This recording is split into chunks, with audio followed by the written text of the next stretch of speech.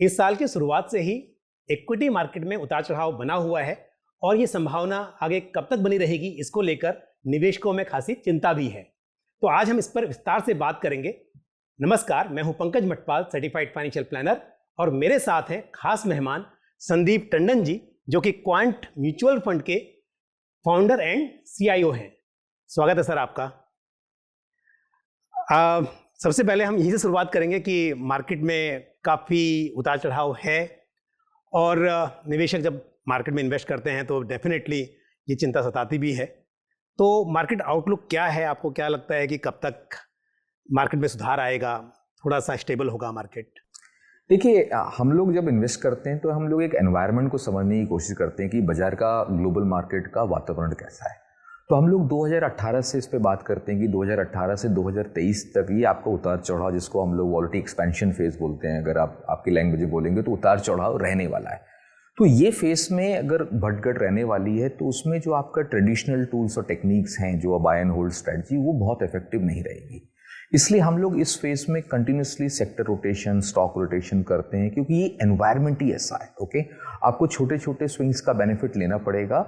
और ये अगर हम इस फेज को देखें तो ये 2023 के आसपास हमारे जो एक प्रेडिक्टिव एनालिटिक्स मॉडल है उसके हिसाब से ये फेज 2023 तक जाएगा। ओके, तो करीब करीब और 12 महीने 15 महीने का एक वॉलेटाइल फेज या घटपट वाला फेज है, वो रहने वाला है उस फेज में। लेकिन अगर हम लॉन्ग टर्म के एंगल से देखें तो इंडिया के लिए बहुत बड़ी अपॉर्चुनिटी है। अगर हम जैसे एक अगर एक डिकेड का व्यू देखें कि 2021 से 2030 हम लोग बोलते हैं ये इमर्जिंग मार्केट का फेज है।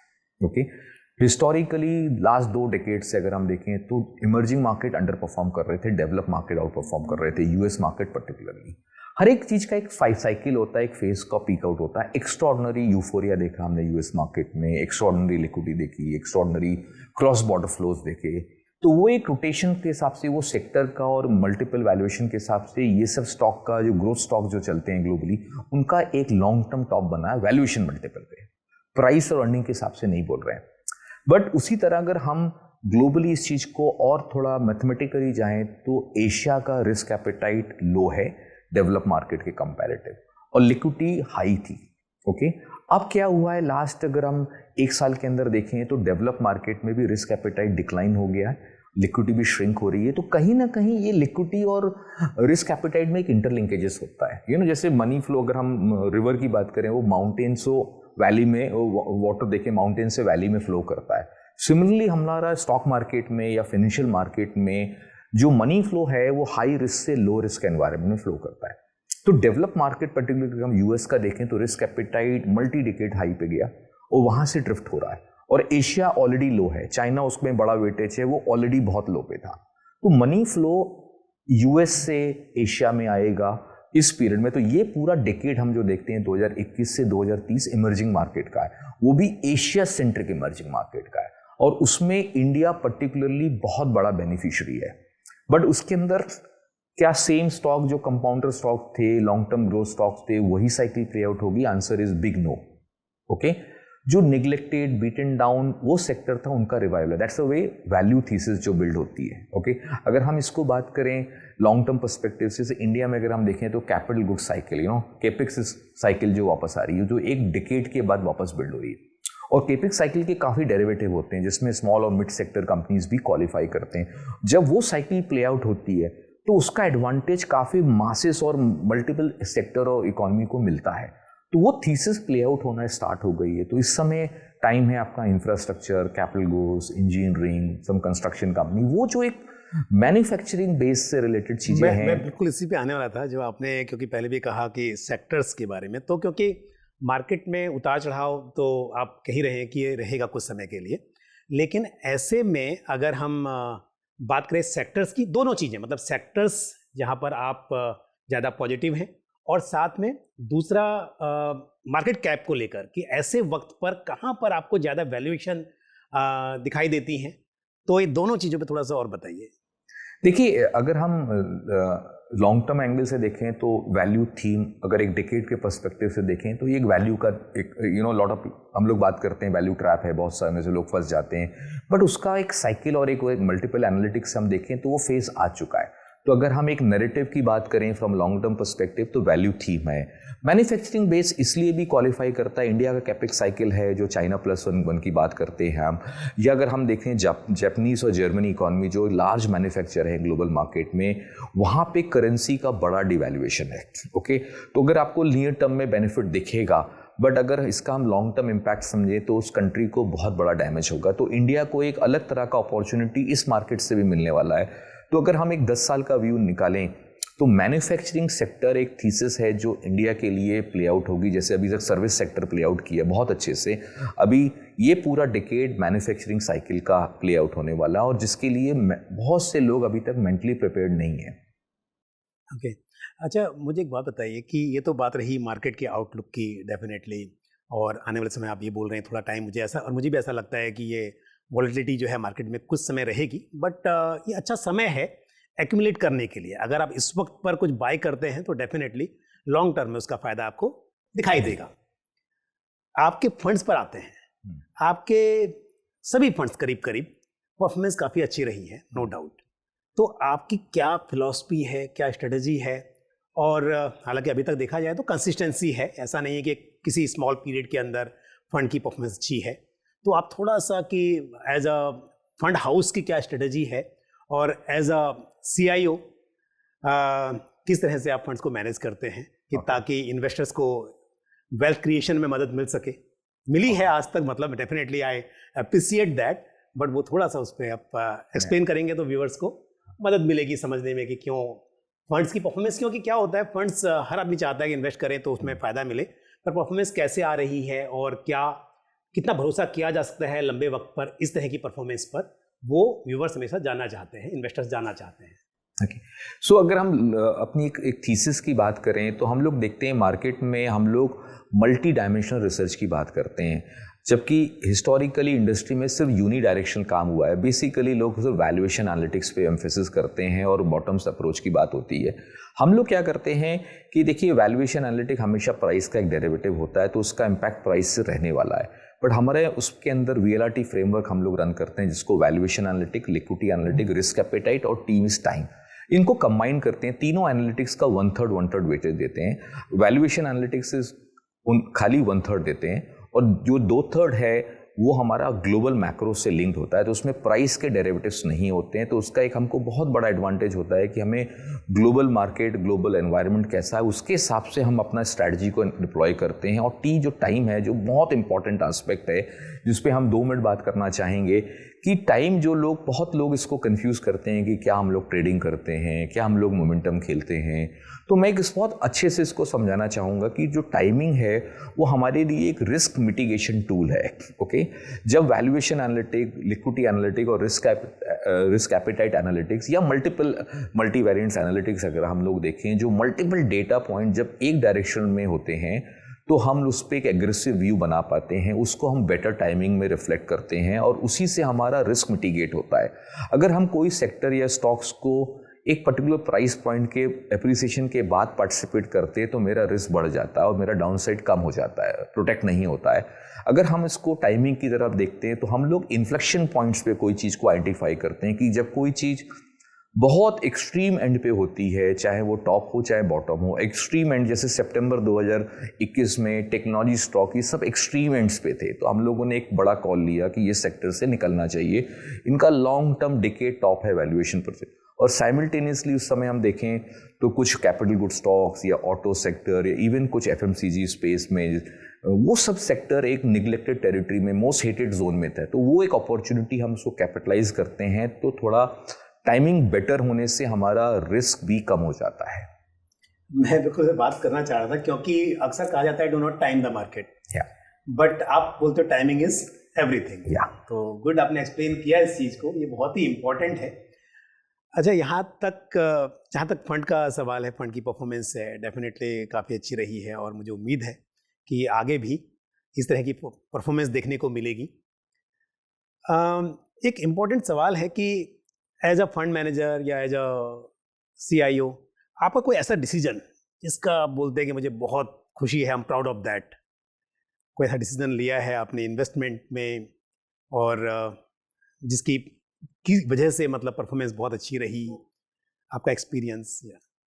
सो मैं एक पर्सनल एक्सपीरियंस आपको बोलना चाहता हूँ कि ये वीआरटी जो फ्रेमवर्क हमने बिल्ड किया, और मैं इस पे ही हमारा सबसे बड़ा अचीवमेंट है कि हमने एक प्रोसेस बनाया, एक सिस्टम के थ्रू काम करते हैं, रैंडम काम नहीं करते हैं, तो उसको हर चीज़ को क्वांटिफाई करते हैं। तो हमारी कंपनी का नाम भी क्वांट है, तो क्वांटिफाई करते हैं। ये क्वांटिटेटिव टेक्निक से लिंक नहीं है, हम लोग सेंटिमेंट्स भी क्वांटिफाई करते हैं, जियोपॉलिटिकल वॉलिटी भी क्वांटिफाई करते हैं, जो भी चीज़ मार्केट को अफेक्ट करती हैं। जैसे हम लोग काफ़ी चीज़ों में अर्थ एनालिटिक्स की बात करते हैं कि ग्लोबली मैग्नेटिक फील्ड्स कैसे मार्केट्स को अफेक्ट करती हैं, इकोनॉमीज को अफेक्ट करती है, उसको भी अटेम्प्ट करते हैं क्वांटिफाई करने के लिए।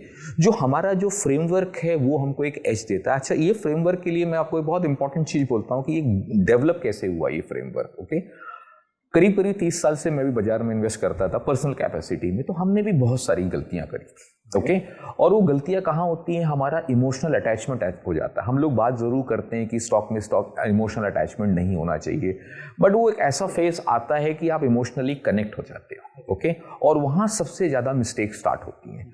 फिर वो आप कोई स्टॉक को, सेक्टर्स को इस तरह से आप आइडेंटिफाई करते हो, वो आपसे एसोसिएट हो जाता है या आप उसके साथ एसोसिएट हो जाते हैं, जिसको हम लोग बोलते हैं इन्वेस्टर नहीं बन के आप को प्रमोटर स्टेटस हो जाते हो, आप स्ट्रैटेजी बन जाते हो उस कंपनी के लिए, तो वहाँ डैमेज बड़ा हो जाता है। उसके लिए हमने एक लर्निंग करी, हमने मतलब बहुत पर्सनल कैपेसिटी में सीखा, पैसा भी तोड़ा। उसके बाद ये समझ में आया कि हमको कुछ प्रोसेस डालने चाहिए कि ये इमोशनल जो बायस होते हैं हमारे, उसको कैसे डाइल्यूट करें। ओके, तो ये पूरा जो फ्रेमवर्क है, ऑनेस्टी, क्योंकि अक्सर कोई ये बात बोलता नहीं है कि मैंने मतलब नुकसान किया है अपना, मतलब एवरीबडी वांट्स टू प्रूव कि नहीं मैं अच्छा ही रहा हूँ, हमेशा अच्छा ही किया है, मेरे डिसीजन अच्छे ही रहे हैं। बट आपने ऑनेस्टली इस बात को बोला कि अपना पैसा भी तोड़ा और वहाँ से सीखा, और बड़ा पैसा तोड़ा। ओके, इसलिए हम लोगों ने एक चीज़ डिसाइड किया कि हम कुछ प्रोसेस इस तरह से बिल्ड करें कि जो नुकसान मेरे को पर्सनल कैपेसिटी में हुआ कि एटलीस्ट हम नए अवतार में हम लोग पब्लिक का पैसा मैनेज करते हैं, तो फिड्यूशियरी रिस्पॉन्सिबिलिटी होती है कि उसको कैसे रिड्यूस कर सकें। देखिए, कोई भी चीज़ को हम परफेक्ट नहीं कर सकते और परफेक्ट होगा भी नहीं लाइफ में, बट अगर हम पुरानी मिस्टेक्स को दोबारा रिपीट नहीं करें, इसलिए प्रोसेस डालते हैं। नई मिस्टेक्स तो हम करेंगे ही करेंगे, क्योंकि ह्यूमन बीइंग है, मिस्टेक होगा ही, बट पुरानी मिस्टेक को रिपीट नहीं हो इसलिए प्रोसेस डालते हैं। और ये इमोशनल अटैचमेंट को डाइल्यूट करते हैं ना, वो हमारा सबसे बड़ा अचीवमेंट है। ओके, और हमने लास्ट 3 साल से, ये सितंबर 2019 से हमने ये वीएलआरटी फ्रेमवर्क, इन्वेस्टमेंट फ्रेमवर्क को हमने इम्प्लीमेंट किया। आज करीब 3 साल होने वाले हैं। इसलिए हमारी एक परफॉर्मेंस में कंसिस्टेंसी है, एक थॉट प्रोसेस है, और कुछ डेटा ड्रिवन ऑर्गेनाइजेशन है। एनालिटिक्स पे काम करते हैं, व्यू पे काम नहीं करते कि हमारा व्यू है कि मेरे को अच्छा लगता है, कि मेरे को समझ में आता है। तो हम लोग अपनी टीम के भी बायसेस को हटाते हैं, और हमारी जो टीम इस पे काम करती है वो हर आदमी एक सेक्टर या एक थीम का स्पेशलिस्ट होता है। तो इसलिए हमारी जो म्यूचुअल फंड है वो एक फंड मैनेजर या एक मनी मैनेजर मैनेज नहीं करता है, मल्टीपल थीसिस साइमल्टेनियसली रन करती हैं, और हम लोग इसको कॉम्प्लेक्स मल्टी वेरिएंट मॉडल्स के थ्रू रन करते हैं। जितना ज़्यादा कॉम्प्लेक्सिटी हो सकती है उसको हम टेक्नोलॉजी यूज़ करते हैं। तो मशीन को हम अपने फेवर में यूज़ करते हैं ऐसे रिसर्च सपोर्ट सिस्टम, बट हम उनके ऊपर डिपेंडेंट नहीं है। कॉल मशीन नहीं लेती है, कॉल ह्यूमन बीइंग ही लेता है। बट हमारा एबिलिटी टू चर्न डेटा, वो टाइमिंग में बहुत हेल्प करती है, फास्ट एनालिसिस में हेल्प करती है, और एक्यूरेसी में हेल्प करती है। संदीप जी, अब आप क्योंकि एक लार्ज कैप फंड का एनएफओ लेकर आ रहे हैं, और ऐसे वक्त पर जब मार्केट में काफ़ी वॉलेटिलिटी है, तो क्या है इसके पीछे, मतलब ये टाइम क्या सही टाइम है एक एनएफओ लाने के लिए? पहला एक सवाल। दूसरी बात, हमने अक्सर देखा है कि लॉन्ग टर्म में अक्सर actively manage large cap fund index को बीट करने में बहुत ज़्यादा कामयाब नहीं रहे हैं, अक्सर देखा जाए तो। इसमें आप किस तरह से इसे अलग तरह से मैनेज करने वाले हैं कि इन्वेस्टर्स पैसा बना सकें यहाँ पर, और बेंचमार्क को बीट कर सकें, इसकी परफॉर्मेंस जो है वो बेंचमार्क को बीट कर सके? तो थोड़ा सा इस फंड के बारे में मुझे खास तौर पर बताइए।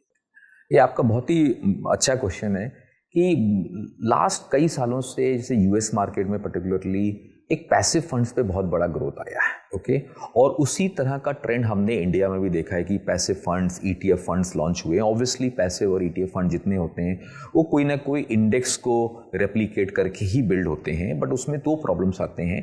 ट्रैकिंग एरर का इशू आता है और आपके एक्सपेंसेस इश्यूज होते हैं।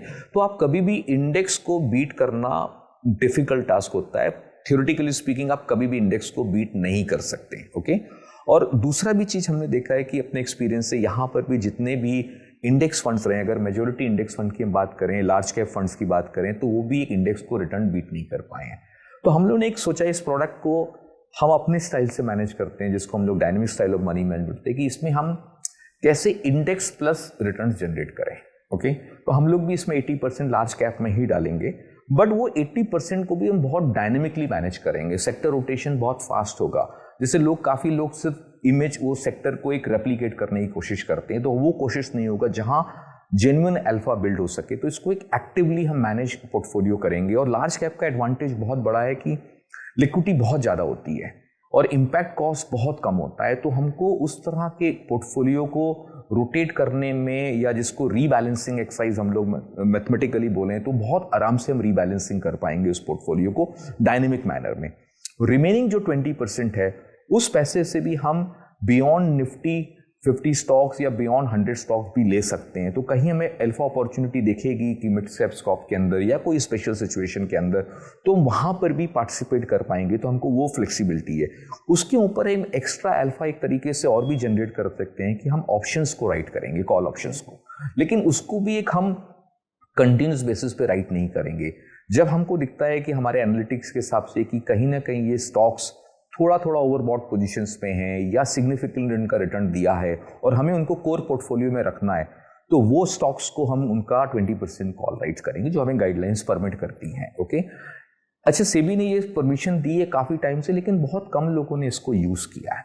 तो और अभी जिस तरह का बाजार में लिक्विडिटी ऑप्शंस में बिल्ड हुआ है, तो हमको लगता है कि इसमें एक पक्का एक्स्ट्रा अल्फा हम जनरेट कर पाएंगे।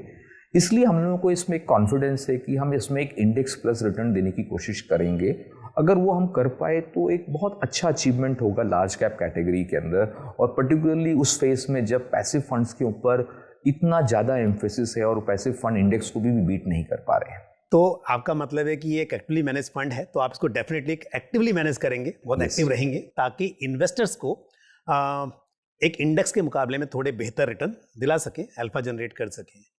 डेफिनेटली ये तो शायद मेरे हिसाब से बहुत ही अच्छा है इन्वेस्टर्स के लिए। और कभी भी एक इन्वेस्टर को अपने पोर्टफोलियो में large cap, mid cap, small cap, सभी तरह के मार्केट कैप वाले स्टॉक्स रखने ही चाहिए। और जहाँ तक लार्ज कैप का सवाल है, हमने देखा है कि स्टेबिलिटी ज़्यादा होती है लार्ज कैप में। लार्ज कैप में हम कभी अगर बात करें स्मॉल कैप की, तो स्मॉल कैप में ऐसा देखा जा सकता है कि कोई स्टॉक शायद डीलिस्ट भी हो जाए। हालांकि यहाँ माइक्रो कैप की बात नहीं होती है, हम स्मॉल कैप में भी स्मॉल कैप की बात करते हैं, लेकिन फिर भी स्मॉल कैप में कंपनी छोटी से छोटी हो सकती है। बट जब बात आती है लार्ज कैप की, तो यहाँ पर रिसर्च स्टॉक्स होते हैं, रिसर्च ज़्यादा अवेलेबल होती है और स्टेबिलिटी ज़्यादा रहती है। तो डेफिनेटली एक लार्ज कैप फंड पोर्टफोलियो में किसी भी निवेशक के होना ये एक अच्छी स्ट्रेटजी है। लेकिन क्योंकि हम संदीप जी से समझ रहे हैं, आज वो साथ में हमारे यहाँ पर मौजूद हैं और उनके क्योंकि पास्ट में जो परफॉर्मेंस रही है वो भी काफ़ी एनकरेजिंग है, जिससे भी कॉन्फिडेंस आता है। अब ये NFO जो कि 20 जुलाई से लेकर 3 अगस्त तक ओपन है, ये ओपन एंडेड फंड है, तो डेफिनेटली उसके बाद फिर एक बार NFO क्लोज होगा तो फिर रेगुलर सेल और परचेज के लिए अगेन ओपन हो जाएगा। तो इन्वेस्टर्स के पास चॉइस है यहाँ पर इन्वेस्ट करने के लिए, और उसके बाद भी ओपन एंडेड फंड में इन्वेस्टमेंट किया जा सकता है, चाहे आप लमसम में करें या SIP के जरिए करें। तो ये एक अच्छा मौका है। तो यहाँ तक तो बात थी खैर आपके फंड्स की, आपके परफॉर्मेंस की, ये सभी चीज़ें। लेकिन अगर हम बात करें ओवरऑल एसेट एलोकेशन की इस टाइम पर, तो किसी निवेशक को जिसका गोल 5 इयर्स या उससे ज़्यादा तो हो, कम से कम 5 साल का हो, तो आप क्या सोचते हैं कितना % लार्ज कैप में एलोकेट करें? देखिए, मैं इसको एक लार्जर एंगल से, मैं थोड़ा एसेट एलोकेशन का आपने बात किया है कि जैसे हमने बोला है कि ये वॉलेटाइल फेस है, एक्स्ट्रॉर्डनरी चॉपीनेस रहने वाली है, और ग्लोबली जो इन्फ्लेशन और इंटरेस्ट रेट का फियर है वो डेवलप मार्केट में ज़्यादा रहेगा as compare to India. Okay, but backdrop को हम इग्नोर नहीं कर सकते। ओके, तो वो बैकड्रॉप में हमेशा बोलेंगे कि एक पोर्टफोलियो में कम से कम 15-20% तो कम से कम आपके पास एक प्रेशियस मेटल का स्पेस का एक्सपोजर होना चाहिए। दो ये लेवल से बहुत ज़्यादा एक्साइटेड नहीं है गोल्ड पे, क्योंकि पूरे दुनिया भर में लोगों ने गोल्ड में पार्टिसिपेशन किया रशिया के बाद, और उसके देखिए एक ओवर ओनरशिप हुई है।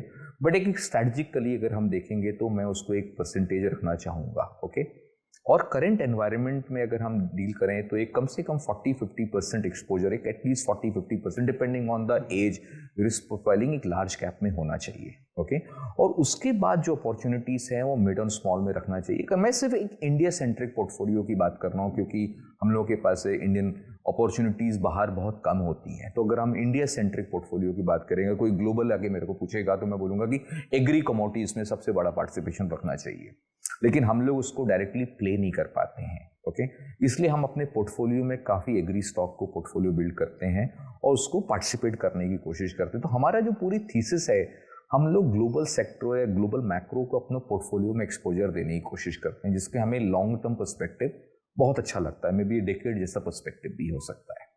क्या इस फंड का एलोकेशन कुछ इंटरनेशनल स्टॉक्स में भी हो सकता है? फ्लेक्सिबिलिटी है, अप्रूवल्स भी है, लेकिन हम इमीडिएटली नहीं लेंगे क्योंकि हमें ग्लोबल मार्केट ज़्यादा खराब लगता है गोइंग फॉरवर्ड। तो हमको ये लगता है कि अब हमारा जो पूरा पोर्टफोलियो का जो अप्रोच है वो पूरा डोमेस्टिक सेंट्रिक इकोनॉमीज़ के ऊपर है, क्योंकि मुझे वर्ल्ड मार्केट में टर्बुलेंस ज़्यादा लगता है। इंडिया कम से कम एग्रीकल्चर के हिसाब से देखें फूड रिक्वायरमेंट फुलफिल करता है, डोमेस्टिक ड्रिवन इकोनॉमी है। ओके, तो मैं डोमेस्टिक ड्रिवन इकोनॉमी के ऊपर फोकस है। जैसे मैंने आपको बोला कि कैपेक्स साइकिल 10 साल बाद वापस आई है, तो मेरे को इंडिया में अपॉर्चुनिटीज़ ज़्यादा दिखती है, इंडिया में रिस्क कम दिखता है और इंडियन मार्केट करेक्ट्स भी हुआ है और लोकल का पार्टिसिपेशन भी अच्छा है। तो अगर हम थोड़ा सा 3-4 साल का या एक डिकेड का व्यू मैं लूँ तो मुझे इंडिया सेंट्रिक कंपनीज ज़्यादा अच्छी लगती हैं purely risk point of view से। तो पोर्टफोलियो कॉन्सेंट्रेटेड होगा या काफ़ी डाइल्यूटेड होगा? किस तरह की स्ट्रेटजी? पोर्टफोलियो का हम लोग इसको 2 तरीके से रन करेंगे। पोर्टफोलियो काफ़ी डाइवर्सिफाइड होगा। ओके, डाइवर्सिफाइड पोर्टफोलियो में स्टेबिलिटी के ऊपर एम्फेसिस है, लार्ज कैप फंड है तो स्टेबिलिटी रहेगी। अच्छा, लार्ज कैप में लिक्विडिटी का बहुत बड़ा एडवांटेज है, इसलिए हम लोग बहुत एक्टिवली कर पाएंगे। लेकिन कहीं अपॉर्चुनिटीज़ अच्छी होंगी तो उस जगह हम लोग कंसंट्रेटेड बेट ले सकते हैं। आंसर यस है। ओके, लेकिन जहां डेटा पॉइंट कन्विंसिंगली होंगे, जैसे हमने एक एग्जांपल देते हैं, सितंबर 2021 में हमने आईटीसी में बड़ा एक्सपोजर लिया था। ओके, और वो प्ले आउट बहुत अच्छे से हुआ, लेकिन हमारे data points, multiple data points बहुत एग्रेसिव थे, तो हमने एक अच्छा पार्टिसिपेशन किया। अगर इस तरह का कहीं भी डेटा पॉइंट्स मिलेगा, क्योंकि हम लोग पूरा डेटा ड्रिवन कंपनी है, डेटा एनालिटिक्स पे ही काम करते हैं। जैसे मैंने बोला, हमारे अपने और आपके व्यू की इतनी इंपॉर्टेंस नहीं है जितना डेटा पे एम्फेसिस है। तो अगर डेटा सपोर्ट करेगा, डेटा एनालिटिक्स सपोर्ट करेगा, तो हम कहीं पे कंसंट्रेटेड बेट ले सकते हैं वो एक्टिव अल्फा जनरेट करने के लिए। तो आंसर बहुत बड़ा यस है। तो संदीप जी, आपने बहुत सारी अच्छी बातें बताई जो हमारे व्यूवर्स के लिए बहुत काम आएंगी, इन्वेस्टर्स के लिए शायद बहुत हेल्पफुल साबित होंगी। एक आखिरी सवाल, आप टॉप डाउन या बॉटम अप किस तरह की अप्रोच को यहाँ पर फॉलो करेंगे इस पर्टिकुलर फंड में? देखिए, लार्ज कैप फंड में हाउस ही टॉप डाउन अप्रोच है। और जैसे मैंने आपको शुरू में बोला, हम लोग मैक्रो को बहुत बड़ा एम्फेसिस देते हैं कि जैसे हम लोग बात करते हैं कि ग्लोबल मार्केट बहुत डायनेमिक है, सब कुछ बहुत जल्दी चेंज हो जाता है, जल्दी जल्दी सब कुछ हो जाता है, साइकिल्स बहुत शॉर्टन हो गई हैं, ये हम लोग बात करते हैं। अगर हम ये सब चीज़ें समझते हैं तो फिर हम अपना इन्वेस्टमेंट थीसिस को क्यों डायनेमिक नहीं करें? यही एक थीसिस है कि हमने जो 2018 में इस कंपनी को स्टार्ट किया हमने एक इसको रखा कि हम इसको dynamic style of money management बनाएंगे। ये मैक्रो ड्रिवन कंपनी होगी क्योंकि हम एक डायनेमिक एनवायरनमेंट में रहते हैं जहां ग्लोबल डेटा पॉइंट चेंज होते हैं। तो एक टॉप डाउन अप्रोच होगा, बट टॉप डाउन में भी हम जो सेक्टर एलोकेशंस करते हैं उसके अंदर बॉटम्स अप अप्रोच रखते हैं, बट थीसिस ग्लोबली होती है। थैंक यू संदीप जी, आपने आज समय निकाला और बहुत सी इंपॉर्टेंट बातें बताई ओवरऑल मार्केट के बारे में, अपने फंड्स के बारे में, और मुझे उम्मीद है कि हम जल्दी फिर मिलेंगे और फिर बात करेंगे, इस चर्चा को और कभी विस्तार से आगे लेकर जाएंगे। So thank you very much. In fact मैं भी आपका शुक्रिया अदा करना चाहूँगा कि हमने आपको, आपके जो दर्शक हैं उस तरह को एक नया तरह की चीज़ें बताने की कोशिश करी हैं कि हम लोगों का भी एक एम्फेसिस होता है कि एक नई चीज़ों को लोगों को समझा पाएँ, और आपका माध्यम से एक बहुत अच्छी अपॉर्चुनिटी थी। धन्यवाद उसके लिए। Thank you very much. मुझे उम्मीद है कि आज हमने जो भी डिस्कशन किया, क्योंकि अक्सर वन साइडेड होता है कि मैं आपको बताता हूँ फंड्स के बारे में या स्ट्रेटजीज के बारे में, लेकिन आज खुद CIO हमारे साथ में है, तो मुझे उम्मीद है जानकारी आपके बहुत काम आएगी। आज के लिए बस इतना ही, अगले वीडियो में फिर आपसे मुलाकात होगी। थैंक यू, जय हिंद।